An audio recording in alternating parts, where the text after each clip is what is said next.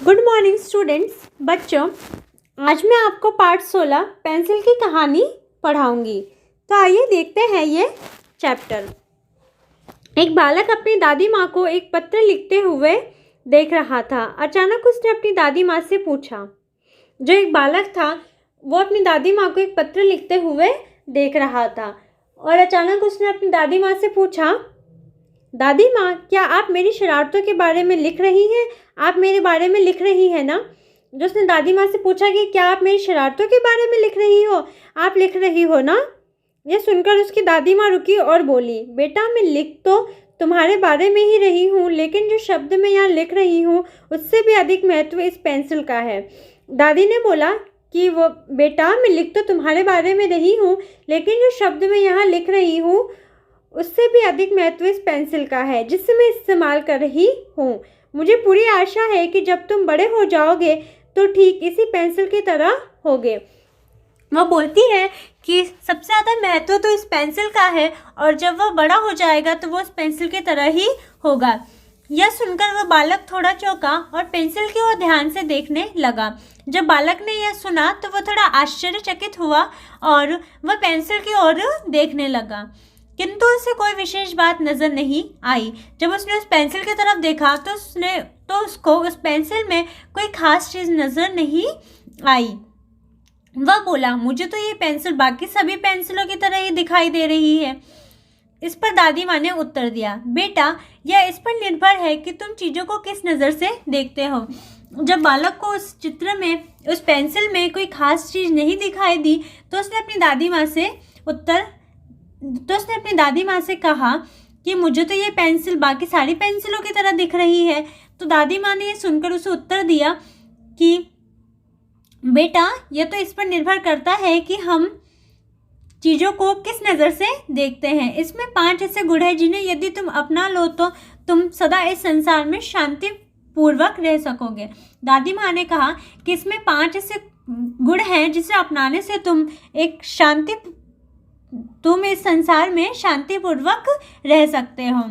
पहला गुण, तुम्हारे भीतर महान से महान उपलब्धियां प्राप्त करने की योग्यता है, किंतु तुम्हें यह कभी नहीं भूलना चाहिए कि तुम्हें एक ऐसे हाथ की आवश्यकता है जो निरंतर तुम्हारा मार्गदर्शन करे। हमारे लिए वह हाथ ईश्वर का हाथ है जो सदैव हमारा मार्गदर्शन करता है। दादी माँ ने उनको पहला गुण बताया कि तुम्हारे अंदर ये गुण तो है कि तुम महान से महान उपलब्धियां प्राप्त कर सकते हो, परंतु तुम्हें साथ में यह भी नहीं भूलना चाहिए कि इसके लिए तुम्हें एक हाथ की आवश्यकता है, और वह हाथ किसका है? ईश्वर का, जो हम सदैव हमारा मार्गदर्शन करता है, सदैव हमें बताता है कि हमें आगे क्या करना चाहिए। दूसरा गुण, बेटा, लिखते लिखते बीच में मुझे रुकना पड़ता है और फिर कटर से पेंसिल की नोक बनानी पड़ती है। इससे पेंसिल को थोड़ा कष्ट तो होता है, किंतु बाद में काफ़ी तेज़ हो जाती है और अच्छी चलती है। दूसरा गुण कह के दादी माँ बताती है कि जब मैं लिखती हूँ तो मुझे बीच बीच में रुकना पड़ता है और कटर से इस पेंसिल को छिलना भी पड़ता है ताकि इसकी नोक पैनी हो जाए। और इसमें पेंसिल को कष्ट तो होता ही है क्योंकि उसको कटर की जो पत्तियाँ होती है उससे छिलते वक्त उसको कष्ट होता है, परंतु जब पेंसिल छिल जाती है और उसकी नोक पैनी हो जाती है तो ये काफ़ी तेज़ हो जाती है और अच्छी चलती है। इसलिए बेटा, तुम्हें भी अपने दुखों, अपमान और हार को बर्दाश्त करना आना चाहिए। धैर्य से सहन करना आना चाहिए, क्योंकि ऐसा करने से तुम एक बेहतर मनुष्य करोगे।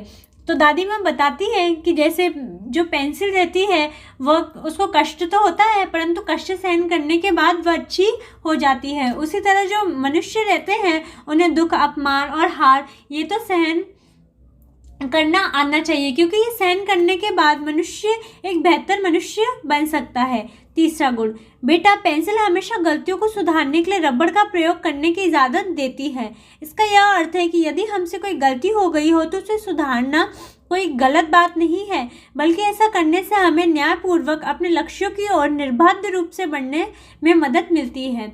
दादी माँ कहती है कि मनुष्य से गलती तो होती है, जैसे पेंसिल से भी गलती होती है तो रबड़ उसकी भूल सुधारता है।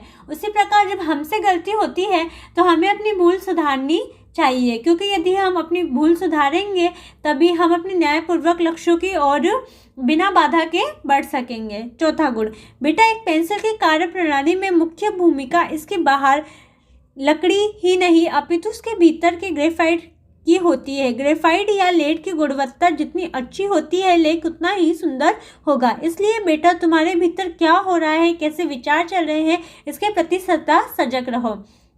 दादी माँ कहती है कि जो पेंसिल की लकड़ी है उसका कोई महत्व नहीं है, जो पेंसिल में महत्व होता है वो अंदर के ग्रेफाइट का होता है। ग्रेफाइट जितनी अच्छी होगी पेंसिल की राइटिंग उतनी ही सुंदर आएगी।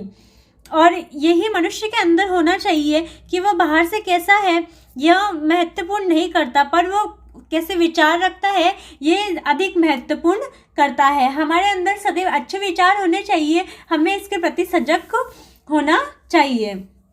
अंतिम गुण, बेटा पेंसिल सदा अपना निशान छोड़ देती है, ठीक इसी प्रकार तुम कुछ करते हो तो तुम भी अपना निशान छोड़ देते हो। अतः सदा ऐसे कर्म करो जिन पर तुम्हें लज्जित न होना पड़े, तुम्हारा और तुम्हारे परिवार का सिर्फ गर्व से उठा रहे। अतः अपने प्रत्येक कर्म के प्रति सजग रहो।